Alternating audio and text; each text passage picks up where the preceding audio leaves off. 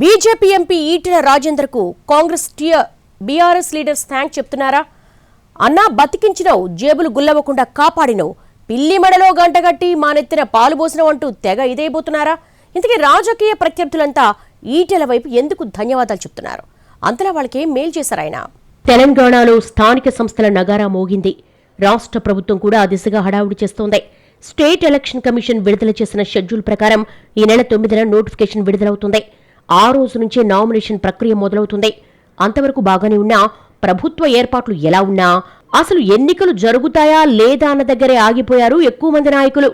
42% BC reservations మీద కొంతమంది కోర్టుకెళ్లారు. ఆ పిటిషన్ను ఈ నెల 8న అంటే నామినేషన్స్ ఘట్టానికి ఒక్కరోజు ముందు విచారించబోతోంది హైకోర్టు. దాంతో తీర్పు ఎలా ఉంటుందోనని ఉత్కంఠగా ఎదురుచూస్తున్నాయి రాజకీయ వర్గాలు. సరే, అదంతా అధికారిక న్యాయ ప్రక్రియ. కోర్టు తీర్పును బట్టి ప్రభుత్వ తదుపరి చర్యలుంటాయి. కానీ ఈలోపు దసరా వచ్చింది. తెలంగాణలో అతిపెద్ద పండుగ ఇది. పండగ పూట మందు ముక్కకు కొదవే ఉండదు. అందులోనూ ఎలక్షన్ సీజన్ అంటే ఇక ఆ లెక్కే వేరు. ఇష్టం ఉన్నా లేకున్నా నాయకులు జేబుల్లో చేతులు పెట్టాల్సిందే. వచ్చినోళ్ళకు కాదనకుండా ఎంతో కొంత ఇవ్వాల్సిందే. పండుగ మామూళ్ల పేరుతో లక్షలు ఖర్చయ్యే నాయకులు చాలా మంది ఉంటారు. అలాంటి వాళ్లంతా ఇప్పుడు బీజేపీ ఎంపీ ఈటెల రాజేందర్కు థ్యాంక్స్ చెప్తున్నారట. బీజేపీ వాళ్లు పైకంటుంటే కాంగ్రెస్ బీఆర్ఎస్ లీడర్స్ మాత్రం లోపలే సంబరపడుతూ అన్నా బతికించినవు, ఆ స్టేట్మెంట్ ఇచ్చి మంచి పని చేసినవు, పిల్లి మెడలో గంట కట్టి మా నెత్తిన పాలు పోసినవు అంటూ ఉబ్బి తబ్బిబైపోతున్నారట. ప్రతిపక్ష నేత స్టేట్మెంట్కు అధికార పార్టీ నాయకులు ఉబ్బిపోవడం, థ్యాంక్స్ చెప్పడం ఏంటి?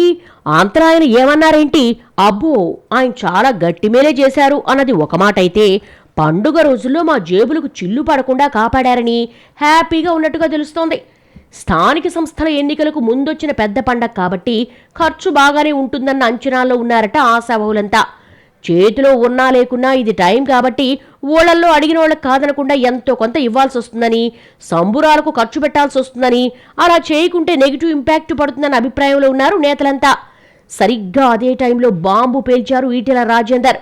కోర్టు డిసిషన్ వెలువరించిన తర్వాత, ఎలక్షన్ నోటిఫికేషన్ ఇచ్చిన తర్వాతనే మీరు ఎన్నికల సమాయత్తం కమ్మని చెప్పాలి తప్ప, కోర్టు కేసుల కారణంగా ఎన్నికల నిర్వహణపై అంతో ఇంతో అనుమానం ఉన్న వాళ్ళకు కూడా ఆయన స్టేట్మెంట్ తో ఫుల్ క్లారిటీ వచ్చేసిందట. రిజర్వేషన్స్ విషయమై గతంలో బీహార్, మహారాష్ట్రలో జరిగిన ఉదంతాలు చెబుతూ రేపు ఇక్కడ కూడా దానికి భిన్నంగా ఏమీ జరగబోదని నాయకులు అనవసరంగా ఆవేశపడొద్దని అన్నారాయన. ప్రభుత్వం అనుకుంటున్న పద్ధతిలో ఇప్పుడు తెలంగాణలో స్థానిక ఎన్నికలు జరగడం కష్టమని పరోక్షంగా చెప్పేశారు ఈటెల రాజేందర్. దాంతో ఆశావహులంతా ఒక్కసారిగా ఊపిరి పీల్చుకున్నారట. ఖచ్చితంగా జరుగుతాయంటే ఎంత ఖర్చైనా పెట్టొచ్చు, కానీ అనుమానాలు ఉన్న ఎన్నికల కోసం పండగ పేరుతో లక్షలకు లక్షలు తగలేసుకునేవాళ్లం. ఒకవేళ ప్రస్తుతం షెడ్యూల్ ప్రకారం జరగకుంటే ఆ పెట్టిన ఖర్చంతా గోడ కొట్టిన సున్నమయ్యేది కదా. రాజేంద్రన్న కళ్ళు తెరిపించడం అని మాట్లాడేసుకుంటున్నారట. ఆయన అంచనాలకు భిన్నంగా ఒకవేళ ఎలక్షన్స్ జరిగితే ఎలాగూ డిసైడ్ అయ్యాం కాబట్టి అప్పుడే చూసుకోవచ్చంటూ దసరా ఖర్చులను బాగా తగ్గించేశారట. ఎలక్షన్స్ జరగకుంటే అభ్యర్థులు పెట్టుకునే ఖర్చులకు బాధ్యులెవరంటూ ఈటెల వేసిన ప్రశ్నతో అంతా అలర్ట్ అయినట్టుగా సమాచారం. ఎన్నికలు జరుగుతాయని ప్రభుత్వం స్పష్టమైన హామీ ఇవ్వాలని ఎంపీ డిమాండ్ చేయడం, అందుకట్నుంచి రియాక్షన్ లేకపోవడంతో చాలా మంది ముందు జాగ్రత్తగా పండగ పేరుతో డబ్బు కుమ్మరించి ఓటర్లను ప్రభావితం చేసే కార్యక్రమానికి ఫుల్ స్టాప్ పెట్టినట్టుగా సమాచారం. ఈ రకంగా అన్ని పార్టీలో ఉన్న ఆశావహులు ఇప్పుడు ఈటెలకు థ్యాంక్స్ చెప్తున్నారట.